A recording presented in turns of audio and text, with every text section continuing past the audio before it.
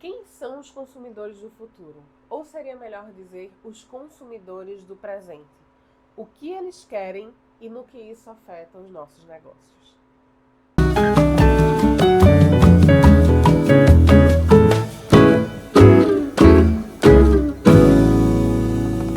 Olá, senhoras! Olá, amada! Sejam bem-vindas ao Pode Nortear! O que está acontecendo? Uns episódios pra trás foi tu que falou muito. Foi, agora fui eu. Não, eu não falei muitos. Eu Muito. enrolei a língua pra falar sejam bem-vindas. E a gente fala sejam bem-vindas. Ou a gente fala sejam muito bem-vindas. Eu acho, não lembro. Depois a gente Tem assiste que os olhar. outros, meu Deus. Agora eu esqueci. Nessa energia. Ai, se vocês soubessem Oh. o grande babado que está por trás hoje. Mas vamos que vamos. Vamos lá, né? vamos lá. Vamos agitar, vamos animar. Hoje a gente veio, duas doidas, velho. Hoje a gente veio conversar com vocês sobre os consumidores do futuro. Que na verdade já estão aqui entre nós. Essa é uma pesquisa da WGSN que a gente levou para o rumo e achou que era interessante trazer para cá também, justamente falando sobre quem são esses consumidores, como eles atuam, como Globo Repórter.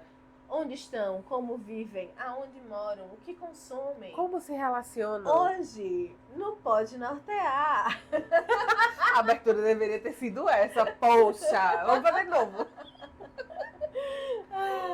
Pois muito que bem, falaremos sobre os consumidores do futuro.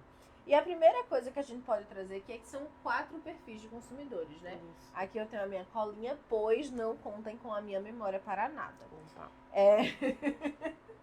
E os esperançosos, os autônomos, os imparciais e os sinérgicos. Esses 4 perfis, eles têm suas características próprias, eles atuam dentro do mercado de uma forma muito particular, cada um deles, né, Kel? Isso, e eu acho que até antes da gente trazer esses 4 perfis de forma detalhada, é importante lembrar o porquê que isso é importante, né, Rai? É importante lembrar o porquê que isso é importante. É importante lembrar o porquê que é relevante sabermos dessas informações. O porquê que é interessante estarmos antenadas nas pesquisas, nos dados de mercado, não nas ideias da cabeça de algum guru. O que é que afeta? Da cabeça. Eu disse as ideias de outro lugar. O que é que interfere, né? Qual a influência que tem você entender os perfis desses consumidores na construção dos seus serviços, nas estratégias de vendas, no modelo de negócio, no planejamento para o ano de 2026. Porque quando a gente fala de consumidores do futuro, a gente vai ter uma pequena mudança no perfil a cada ano. Isso. Não brusca, uma pequena mudança no perfil. Mas é interessante a gente entender que esse perfil que a gente tem agora é o de agora, para 2026, né? E é interessante a gente entender esses perfis porque, como o Kel falou, entra nessa questão das ações de venda, entra na questão dos planejamentos de ação de marca, do planejamento como negócio, né? A gente já falou uns vídeos para trás, vai ter uns vídeos para frente que a gente fala da importância de você entender o consumidor para conseguir direcioná-lo da forma correta. E aí, justamente, são essas pesquisas que nos trazem esses dados, que nos proporcionam essa percepção, e aí faz com que a gente consiga entender e alinhar, né, Kel? Isso, as nossas estratégias, as nossas ações, a forma como a gente se movimenta nesse mercado. Eu acho que dados é uma palavra muito importante para quem está construindo um negócio sólido, né? Tá atento a dados reais, porque hoje em dia na internet se fala de tanta coisa, todo mundo tem voz e parece ser conhecedor de tudo e ter autoridade em tudo. Só que muitas vezes a pessoa está falando ali um nada com nada, mas como ela está imbuída daquela percepção de autoridade que muitas vezes não existe de fato na vida real, ela acaba transmitindo confiança na fala dela, mas não significa que o conteúdo dela tem base na realidade. Exato. E o nosso, depois desse fecho É porque eu tô, Maravilhoso. é porque eu estou estudando a retórica de Aristóteles para preparar Sim. uma aula especial bônus para a mentoria sobre o que é que a retórica de Aristóteles tem a ver com o processo de venda, de Aí ela argumentação. tá assim, minha filha. Pay, pay, pay, Pá! pay, pay. É na Só no veia. fecho. E aí, o primeiro perfil que a gente tem de consumidor são os esperançosos. O que é que esse perfil ele traz pra gente? Esse perfil está redefinindo a felicidade. Uma pequena conquista por vez. E aí aqui eu vou colocar uma estrutura do que é esse perfil. Esse perfil ele é um grupo que já passou por uma sequência de burnouts. Opa! É um perfil que pensa muito nessa questão da revitalização rural, da construção de famílias, que aqui talvez eu esteja tirando a ideia da minha cabeça. Não tal qual os gurus. Mas eu acho que é aquela questão que a gente estava conversando esses dias da experiência e de mercado e etc. Quando eu leio esse quem são, o burnout tá levando esse grupo a buscar uma vida mais simples, o que é que me lembra? Quando eu olho, opa, uma vida mais simples, celebrando as pequenas conquistas, eu observo fortemente um grupo de millennials nesse processo. Eu tô fazendo o meu êxodo rural, né? Eu tô fazendo o meu retorno, como é que tem aí? A Retorno, revitalização. revitalização rural. Voltei pra cá. Mas é sério, quando eu penso assim, porque a gente teve, né, de geração, os baby boomers mais recentes. Uhum. Eu tô vindo das mais recentes porque 1930, 40 já tá bem distante da nossa realidade. Mas a gente teve baby boomers, aí depois que é a X, A X. depois a gente teve a Y, que são os millennials, Uhum. e aí a gente teve a Z e agora estamos na alfa. Quando eu olho, geração, tá, gente? Quando eu olho para os baby boomers, a gente tem aquela estrutura de trabalhar num único lugar, vida toda, estabilidade, sem grandes riscos. É uma geração que ou passou pela guerra ou tá ali no pós-guerra. Na verdade, veio no pós-guerra porque eu acho que é de 45, 1945. Baby boomers depois terminou a guerra. Porque aí explodiu os nascimentos. Então a gente tá num período pós-guerra que as pessoas querem a estabilidade. Então, são pessoas um pouco mais conservadoras dentro de alguns parâmetros. Uhum. E aí, quando a gente chega em relação ao emprego, em carreira profissional, quando a gente chega nos millennials, a gente tem a percepção de facilidade de migração de carreiras. Por isso que a gente tem, hoje em dia, muita gente mudando de carreira aos 40, 50 anos. A gente existe, opa, eu posso mudar aqui. Eu posso fazer uma coisa diferente. Eu não preciso, tal qual meu pai, viver da mesma coisa a minha vida inteira. E aí, consequentemente, esses pulos de uma carreira em outra, essa tentativa de melhorar e mudar a vida, faz com que a gente se coloque nesse lugar de estar o tempo inteiro performando. Uhum. Aceitando tudo. Eu vi um meme muito engraçado sobre isso, que era a galera hoje estranha a geração Z, porque os millennials, opa, tem que limpar a bunda, eu limpo. E era basicamente isso. A gente tinha um conceito de carreira que a gente, ao mesmo tempo que queria a estabilidade dos baby boomers, porque foi o que foi ensinado a gente, sim, ao mesmo tempo a gente queria a descoberta do novo, para fazer uma transição de carreira e viver um novo momento. Então, esses burnouts, eles vêm muito do burnoutei, vou procurar uma outra coisa para fazer. Burnoutei, vou procurar outra coisa para fazer. Como se não existisse um limite antes do burnout. E como se o problema estivesse na coisa que eu estou fazendo e não em como eu estou fazendo essa coisa. Exatamente. Então, eles chegam nesse ano de 2026 e realmente, sim, não tem nenhum dado que me mostre que os millennials têm uma propensão maior a estar dentro dos grupos dos esperançosos. É muito mais uma observação minha de mercado frente aos clientes que eu atendo, que majoritariamente são millennials. Na verdade, tem pesquisas em que tem estudos, né, que apontam, não vou citar aqui, não tenho a referência para trazer, Imediata. mas existem que apontam como os millennials são uma geração que meio que se desiludiu mesmo. Sim. Porque é a quem foi prometido. Vamos lá, os baby boomers vieram de uma realidade de pós-guerra, então realidade De difícil, reconstrução economicamente. Aí entrou na geração X, né? A geração X, baby boomer X, Y. Geração X já foi aquela coisa um pouco mais estável, né? Já tenho aqui um chão para pisar, vou construir algo sólido em cima desse chão. Então vou me manter ali muito tempo na mesma empresa até o fim da vida, se possível, mesmo casamento até o fim da vida, se possível. E aí isso criou um cenário de mais possibilidades para a geração millennial. Sim. Que disse, opa, já está tudo construído, o que mais eu posso fazer aqui? Sim. Só que aí nesse o que mais eu posso fazer aqui, eu posso trabalhar com o que eu amo. Só que aí eu trabalho 18 horas por dia. Então, alguma coisa errada aí que talvez a geração Z esteja vindo para nos ensinar. E aí vem a geração Z muito mais desprendida, dizendo, eu não vou fazer o que os millennials fazem. Né? Óbvio que existem limites. Tem hora que algumas pessoas da geração Z ultrapassam esses limites. Existem histórias canônicas aí de RH pelo mundo. Existem limites, mas a geração Z já veio muito mais dessa pegada do opa, eu não preciso repetir esse processo. Eu não vou me submeter a isso. Eu não vou me submeter a tudo. Tem aqueles clássicos, né? Baby boomer chegando no trabalho, aí todo engravatado, todo não sei o quê. Geração X, aí não tem a gravata, mas tem o terno. Aí millennials, já é sem o terno, a blusa social. A geração Z, não uma bermuda, não chega no trabalho. Ou então, tipo, uma bermuda ou uma regata, ou então não chega no trabalho. Literalmente, é home office, procura qualidade, porque a geração Z procura qualidade de vida.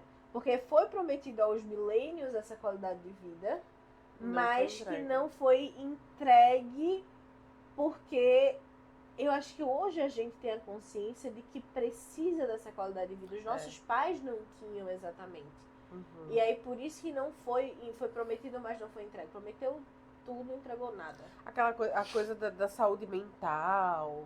Né? Exatamente. E a gente tem, é só você ver, por exemplo, os pais de hoje em dia dessa geração são pais muito melhores do que os pais da geração anterior. Ainda tem um mundo de cabra safado? Tem. De forma geral são melhores. É porque tem a coisa da personalidade ali no meio, né? Mas de uma forma geral, olhando para essa questão da forma de criar, da forma de ver o mundo, da forma de olhar para uma criança. Porque gente, nas gerações. Eu tô falando pais, eu não tô falando o masculino, só homem, não. Só o masculino, não. Eu tô falando pais, tutores, né? Tutores. Isso. Quando a gente olha para as gerações passadas, os baby boomers, a geração X, não tinha essa questão do autoconhecimento, e aí existia uma questão de olhar para a criança, para o adolescente, como um não ser. Como um ser. Como como um receptáculo, ou um objeto, para você ensinar as coisas e mandar fazer as coisas e aquilo ali. Mas não como um ser, uma pessoa. Hoje, eu sento para conversar com Cecília, minha sobrinha de 8 anos. Meu Deus, espero que tenha acertado a idade da menina. Misericórdia, eu sou péssima. Mas enfim. Péssima tia. Eu me confundo. Mas eu sento pra conversar com ela como eu converso com você.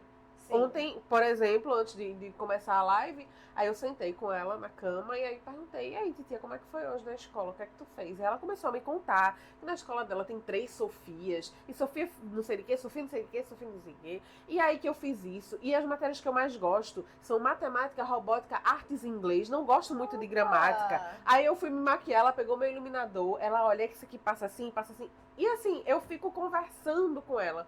Antigamente, como é que se fazia com a criança? A criança começa a querer falar e expressar.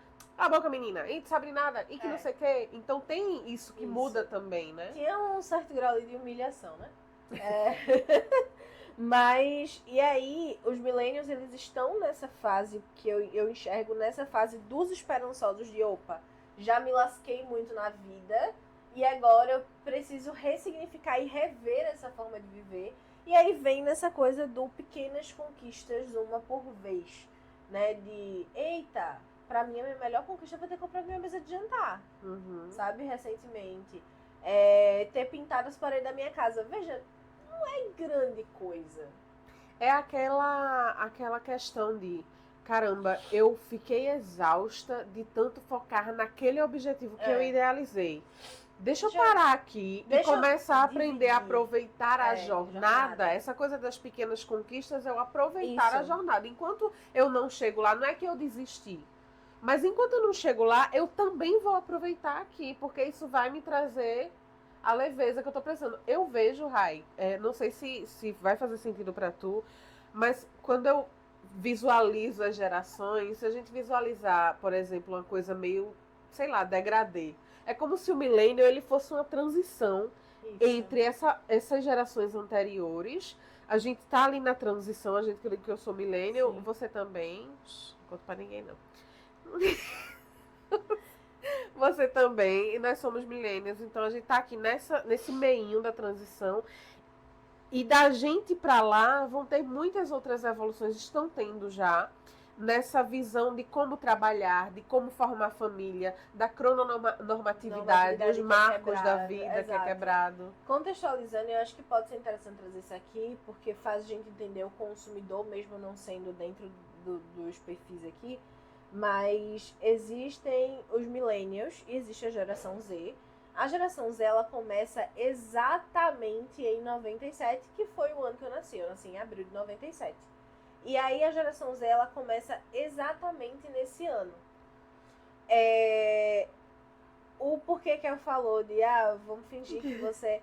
Porque eu, Rayane, me identifico muito mais com os millennials do que com a geração Z. Apesar de que, sim, eu sei, eu tenho alguns comportamentos muito da geração Z.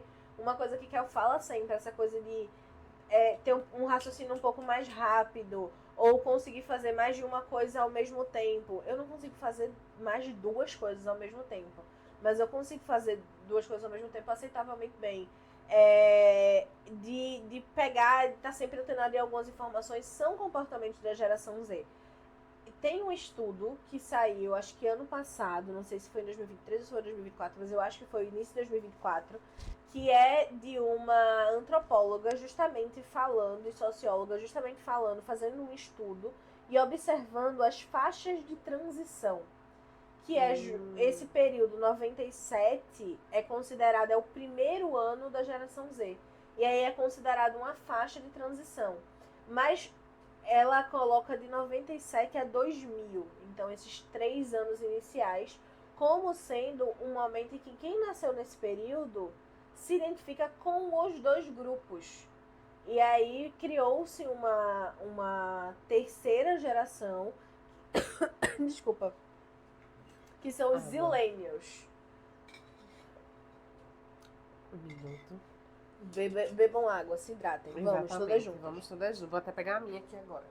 Ai, meu Deus. Muito que bem. Deixe elas.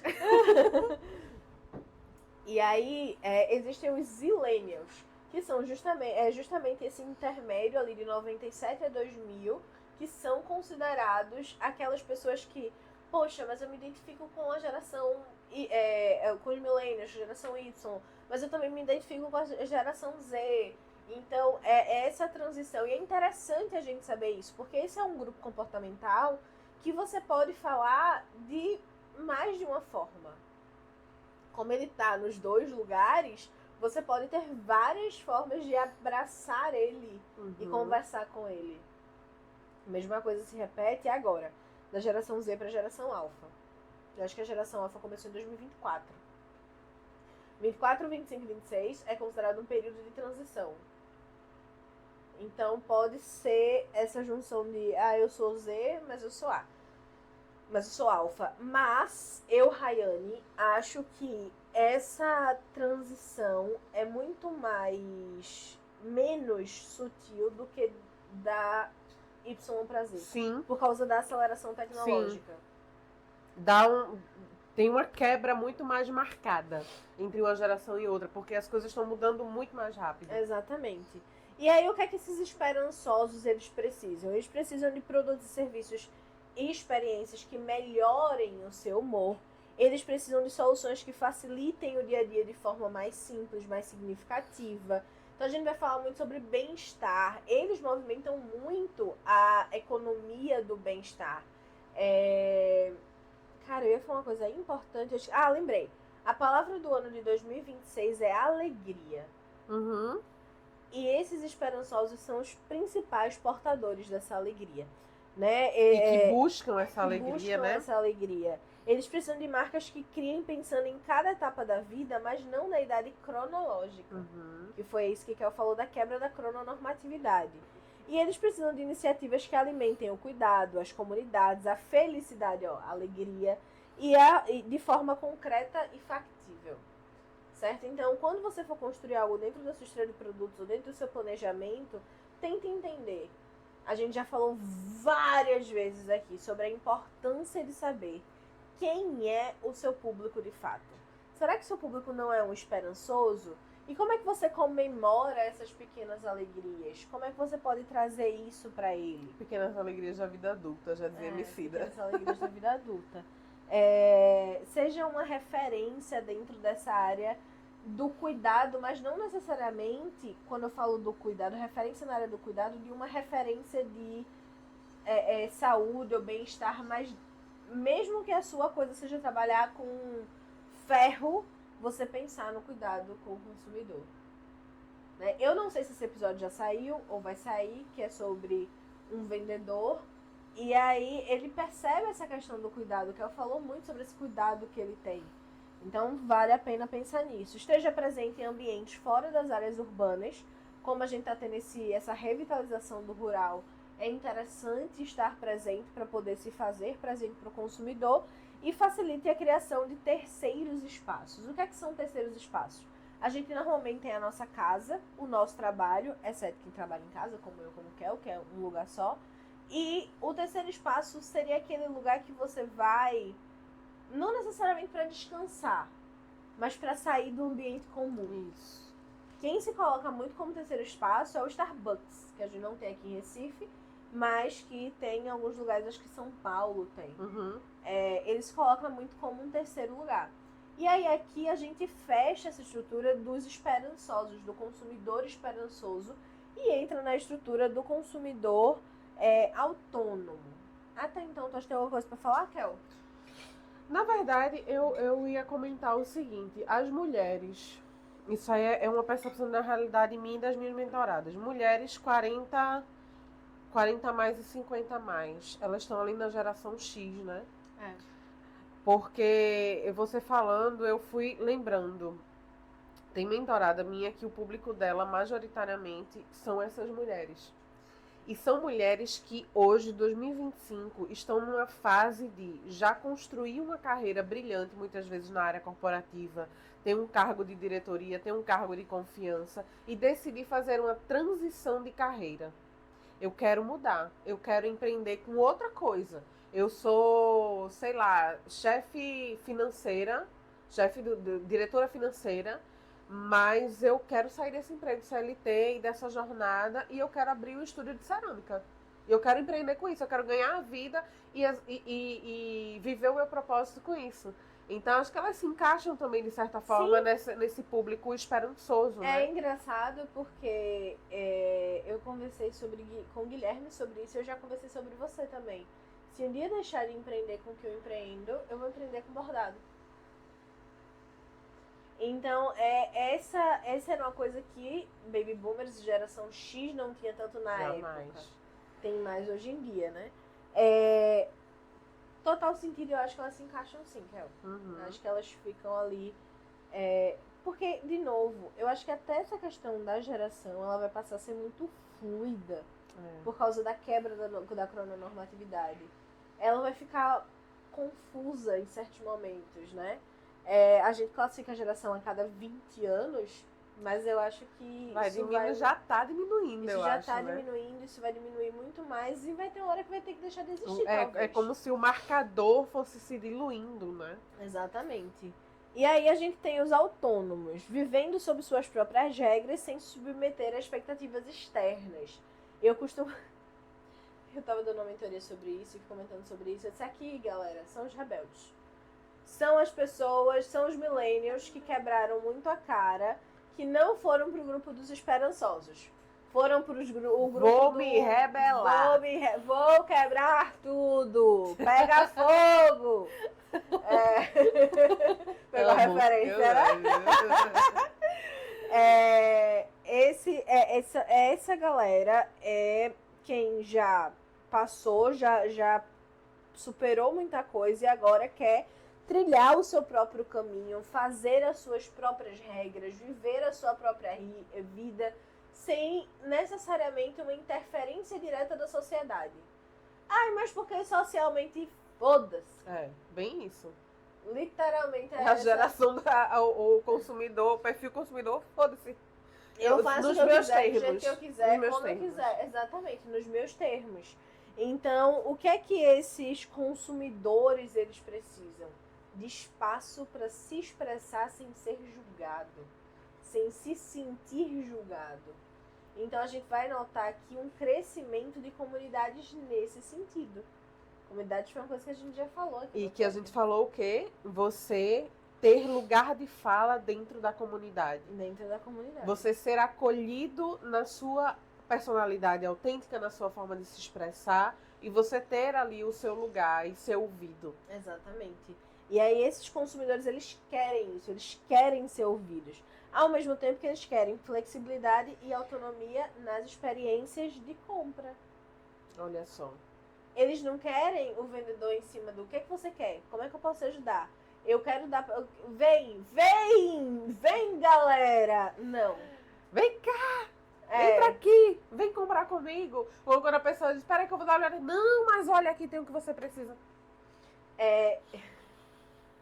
Quando minha mesa chegou, ela foi montada também, né? Aí chegou. Aí o rapaz montou, aí fez assim, é aonde? Primeiro que ele colocou na horizontal, minha mesa é na vertical na sala. Uhum. Aí eu disse, é na vertical. Aí ele foi e posicionou. Aí eu disse, moço, tem que vir mais pra cá. Aí, por que eu tava pedindo pra ele posicionar? Porque é uma mesa de madeira maciça e é extremamente pesada. Uhum. Aí eu disse, moço, tem que vir mais pra cá. Aí ele, não, mas é porque aqui fica o lustre e centraliza. Eu disse, mas é porque senão a porta não abre, moço. Ele, não, mas abre sim. Eu disse, tá certo, deixa aí. Deixa. Ô, moço. Deixe que eu resolvo depois. Eu dou um jeito depois. Isso é uma coisa muito importante, porque nós, como pessoas que ofertam serviços, como mentoras, como consultoras, nós temos ali o nosso método, nós temos as nossas estruturas para fazer as entregas dentro da prestação de serviço, mas é importante que exista esse nível assim de flexibilidade para dar a esse tipo de consumidor com esse perfil o espaço de se sentir, mais uma vez, aquilo que eu falei no episódio que a gente contou da poltrona e da mesa, ele se sentir ainda no controle. Ele sabe que ele tem ali um especialista que pode direcionar ele, mas ele também tem o controle de como vai ser executado aquilo que ele precisa. Exato. E aí, eu acho que um exemplo que eu faço na mentoria. A mentoria ela tem 3 fases, você pode contratar uma 4ª fase, que é a de gestão. Uhum. Quando a pessoa ela chega me procurando por uma questão de gestão, o que é que geralmente eu sugiro? A gente faz a primeira fase, porque é a base de tudo, a modelagem de negócios. E a gente puxa a gestão para antes do conceito da marca. Dá uma arrumada na casa, faz o conceito da marca, comunicação, e aí ali no final a gente faz uma sessão extra para dar uma checada em gestão para ver se está tudo funcionando bem, ou se com o conceito da marca a gente precisa reformular alguma coisa. Eu acho que é essa flexibilidade de, opa, eu preciso mais disso, então vamos puxar isso para cá, vamos fazer, não deixar uma coisa muito... porque muita gente acha que por ser um método, é amarrado, não muda. Você pode mudar, e esse consumidor, ele quer isso. Sim, a aplicação do método, ela pode ser flexível. Nós estamos agora no final de dezembro. E dentro da MOV também tem esse Só contextualizando, caminho. talvez vocês estejam assistindo isso em janeiro de 2026. Nós estamos gravando em dezembro, a gente tá bem lembrado. em dezembro. E na MOV tem todo o percurso, né, dentro das sessões da mentoria. E a última é uma sessão de planejamento, quando a gente faz o planejamento de vendas para os próximos 12 meses. Só que o que é que está acontecendo? Estou no final do ano e eu tenho as mentoradas. E eu puxei para algumas delas, a sessão Sim. de planejamento para quem já Pra tinha agora. condição de fazer, a sessão de planejamento para agora. É. Porque o que a gente já tem definido, dá para fazer esse planejamento. E aí ela segue com o planejamento, voltamos para as outras sessões. Quando finalizarmos, a gente revisa o Esse planejamento para elas, como tu fala na Revolucionar, se formar. Pra elas se formarem. Então, é essa coisa da flexibilidade, porque senão às vezes a pessoa tá angustiada, querendo, eu tô confusa, eu não sei como é que vai ser as minhas metas, o que é que eu vendo primeiro. E aí eu digo, olha, não, mas só daqui a 5 sessões é que a gente fala de planejamento. Eu faço a mesma coisa dentro da mentoria. Quando a pessoa contrata o módulo de gestão também, no final do ano, beleza, a gente pode estar no meio de conceito de marca. A gente vai parar uma sessão, eu vou puxar planejamento para agora, porque a gente tá nessa virada que é muito importante, que conta muito pro negócio. Então eu puxo o planejamento de marca para o fim do ano, e aí depois eu volto com o sistema normal, e quando chegar, quando teoricamente seria a sessão de planejamento, a gente dá uma revisada de novo.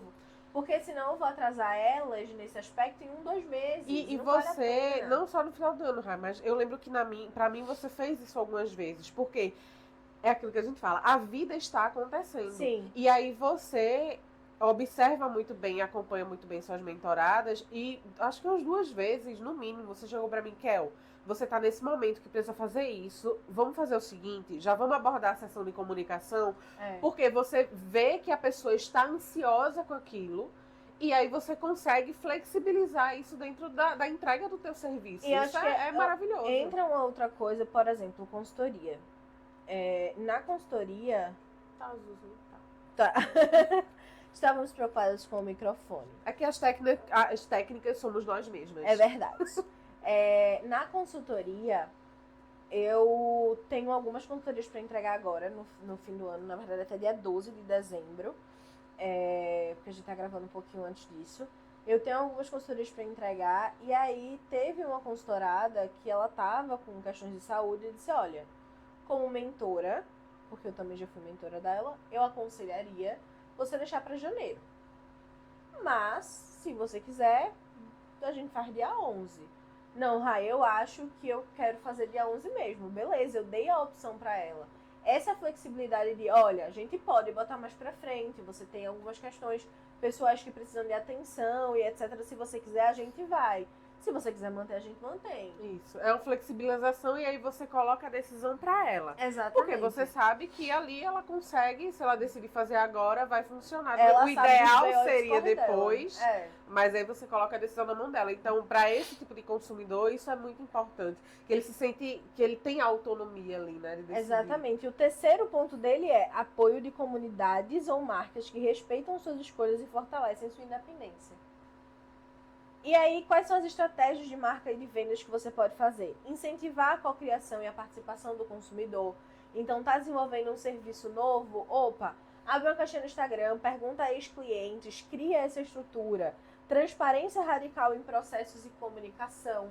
Então, gente, é aquela coisa que a gente já falou aqui, da tal da vulnerabilidade dos bastidores. Você pode deixar isso sair, porque se for conectar, vai conectar com o público certo. Conectar-se a narrativas de autenticidade, resistência e contracultura. Contracultura. Porque a gente tem constantemente a cultura. Eu acho que eu vou escrever isso na minha testa. A cultura e a contracultura. Cultura e contracultura.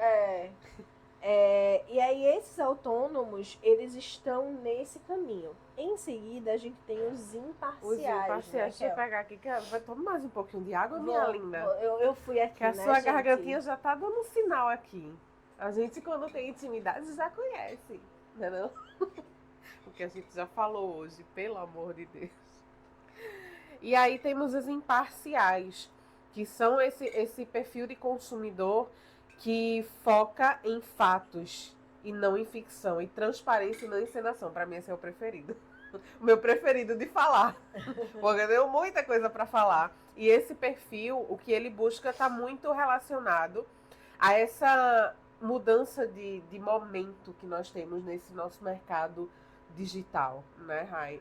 Essa mudança onde as pessoas veem tanta coisa que elas não sabem no que acreditar. E elas buscam um porto seguro, muitas vezes, no profissional, na marca. Elas buscam onde está a verdade, onde estão os fatos. Então, é justamente o que esse consumidor ele busca. Então, quem são? Em meio a uma crise de desinformação, esse grupo sensato se preocupa mais com fatos do que com ficção, preferindo transparência crua a narrativas charmosas. Então, aí é quando cai por terra para esse consumidor a ostentação vazia de sentido, as palavras muito bonitas, porque ele já está amadurecido, ele já percebe quando aquilo é só um marketing, só uma embalagem bonita e que falta conteúdo. Eu vou trazer um breve exemplo. A respirada antes do breve exemplo. De um casal do digital aí. Existem vários casais. Eu tô falando Muitos. de um casal. Muitos. Que eles perceberam isso bem cedo. E aí, o que foi que eles fizeram? Eles começaram a trazer a minha ostentação é morar numa casa de qualidade com os meus filhos. A minha ostentação é ter tempo de qualidade com os meus filhos. A minha ostentação é poder fazer uma viagem e ter com quem deixar muito bem cuidado os meus filhos. Então eles perceberam que ostentar casa por casa, dinheiro por dinheiro, carro por carro, ter 3 carros, 4 carros, não era o que o público deles queria. Porque é esse tipo de público, são os imparciais. São empresários que já estão num certo nível de conhecimento e de desenvolvimento de negócio que ter carro, casa, não vai fazer que essas estratégias vazias de marketing, de guerrilha, não chamam mais a atenção deles. Então eles vêm... Pelo contrário, geram afastamento. Exato. A minha alegria é eu poder acordar de manhã e mergulhar na minha piscina, brincar com os meus filhos, levar eles na escola e depois voltar para trabalhar no quintal da minha casa, que é verde e tem uma floresta no fundo. Pois é. E aí diz mais, uma estratégia de comunicação honesta, que é justamente isso que nós estamos falando, e vendas otimizadas conquistam a confiança desses consumidores. Então, aquele processo de venda maçante, cheio de burocracia, cheio de pra lá e pra cá, que faz o cliente perder tempo, não é o que esse perfil de consumidor procura. Então, tá aí a importância, inclusive, de você estruturar bem os teus processos para que o seu cliente não perca o pouco tempo que ele já tem e aquilo que eu acho que falamos no outro episódio. A cabeça que não aguenta mais tanta informação. Então, assim, o que for mais prático, o que for mais rápido, eu quero isso, eu quero saber sobre isso. Responde. Entrega para o teu cliente a informação que ele precisa para ele avançar no processo de venda. Para esse perfil aqui, é isso que funciona. Não, é que a gente foi falando e eu fui literalmente vendo as estratégias deles, os posts, os stories do não perca tempo, se você quer entrar no programa tal, mande aqui e a equipe e a fulana vai entrar e hoje mesmo você começará. Otimização do processo. Otimização do processo. Muito. O que é que eles precisam? Informações claras, verificáveis e comparáveis. Já, não, essa coisa da verificação da verdade é muito, a gente falou disso, né? Agora não são só nossos pais que caem nos vídeos a gente também já cai. Jornadas de compra sem surpresas ou armadilhas. Confiança construída em cada interação com a marca. Aquele exemplo também no outro episódio do vendedor que te atendeu na loja para você comprar a mesa. Confiança construída com cada interação. A sua interação com a marca, que é sofisticada, né? Ela foi... É sofisticada? Ela foi... É que eu não tava dando. Você falou no outro episódio. Eu falei. Falou. Se não falou, agora tá falado. Parabéns à loja. Tá falando bem, né? Então tá tudo certo. Mas, poxa, perdi uma publi. Isso podia ser uma publi. Mas, enfim. O teu contato... O nome é maravilhoso.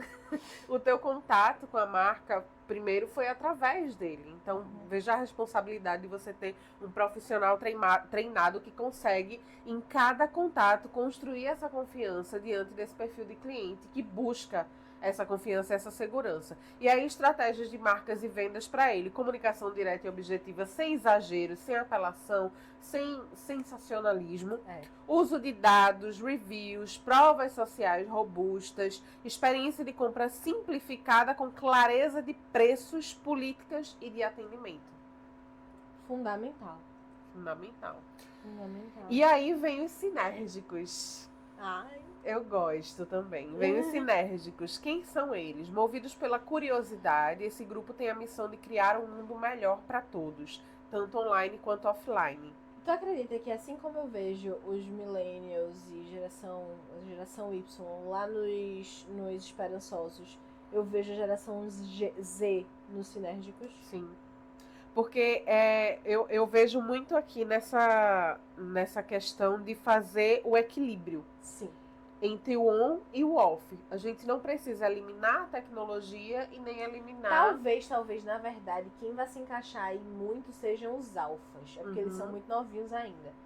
Mas é porque a geração Z agora tá meio que num processo de eu quero sair totalmente da rede social. Explode o mundo. Defendem os contrafluxos culturais. Então, esse contrafluxo, essa saída, né, indo pro off, é muita... Quando a gente gravou um episódio sobre o futuro das redes sociais, a gente falou sobre isso. Que a geração Z, ela é uma geração que, ao contrário do que talvez a gente pensava antes, ela não posta a vida toda na rede social, mas ela assiste. Em silêncio. Ela tá ali olhando, mas não interage e nem posta. Isso. E são eles que, além desse contrafluxo, vêm também começando a defender essa simbiose humano-tecnologia, que na verdade, são os alfas aí que se encaixam também, como você falou, nesse perfil dos sinérgicos. E aí, o que eles precisam? Experiências que integrem o real e o digital, produtos e serviços com propósito e impacto positivo. Então, é uma galera que se preocupa muito com a postura das marcas, posicionamento das marcas, opinião das marcas frente a situações, impacto das marcas no meio ambiente, na sociedade, no apoio à diversidade, por exemplo, essas questões. Produtos e serviços com propósito de impacto social positivo, comunidades de marcas participativas e colaborativas. O crescer junto, o apoiar, o co-criar. O estar junto em comunidade, né? E que aquilo tenha de fato um significado. Como a gente também falou lá em comunidade, não é a criação da comunidade com um número grande de seguidores simplesmente, ou um grupo grande de pessoas para adorar uma liderança. Mas são pessoas que realmente estão ali no mesmo intuito, colaborando, crescendo juntas, se apoiando. E aí, estratégias de marcas e vendas, desenvolver experiências omnichannel ricas e imersivas, criar projetos de inovação com impacto social, cultural e ambiental e fomentar microculturas de diversidade e diálogos progressistas. Sim. Vai ser uma geração interessantíssima. Faz muito sentido isso aqui, principalmente essa coisa do diálogo progressista, microculturas e diversidade. Porque enquanto, ao mesmo tempo que a gente vê, por exemplo, uma crescente do conservadorismo em diversos setores e aspectos, vem esse pessoal, esses sinérgicos, trazendo, vamos manter vamos manter o diálogo. Tem o conservadorismo, ele vem muito de um pessoal saudosista de épocas que não sei o que lá, que eram melhores. Exato. E aí vem os sinérgicos dizendo, não, querido, não é bem assim.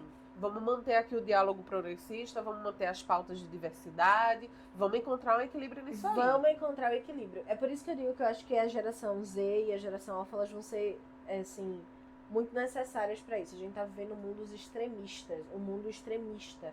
É sempre um lado ou outro, não existe meio termo. E eu acho que a geração Z e a Alpha vai vir muito pra... Ei, pera, não! Existe um meio aqui que precisa ficar equilibrado. Isso. Existe uma coisa que precisa de uma atenção diferente. Eu tenho essa sensação, sabe? Eu acho que você falou da faixa de transição de um degradê que os millennials estão ali no meio. Eu acho que nesse caso é como se eu visse realmente aquela balança em triângulo assim, que tem uma linha reta em cima.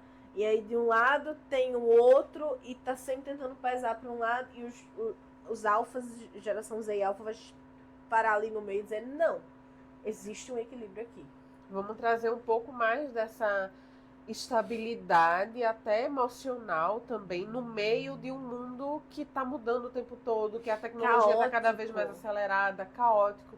Galera, vamos dar uma segurada, que a gente precisa de paz também, para conseguir construir o mundo daqui para frente. Pesquisem, lição de casa para vocês do podcast. Pesquisem sobre mundo VUCA e mundo BANI. É muito interessante a gente entender, porque isso entende também como a gente pode posicionar os nossos negócios nesses mundos. Porque se eu for falar, vai ser 1 hora aqui de Um outro falação. episódio de podcast. outro episódio. Fica pra pauta. Ideia de pauta. Mas pesquisem aí Mundo VUCA e Mundo Bunny. É muito interessante da gente observar, porque a gente consegue entender onde colocar o nosso negócio, Isso. né, Kel? E por fim, são esses os 4 perfis. Acho que trouxemos aqui informações muito importantes para a construção de serviço alinhado a essas necessidades desses diferentes perfis, a esse cenário aí que se desenha já a partir de agora e para o futuro. E é tudo que você anotou aí, querida, colocar em prática, viu? Exatamente.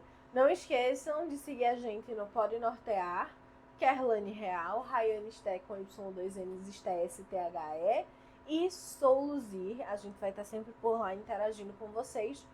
Um grande beijo e até o próximo episódio. Tchau!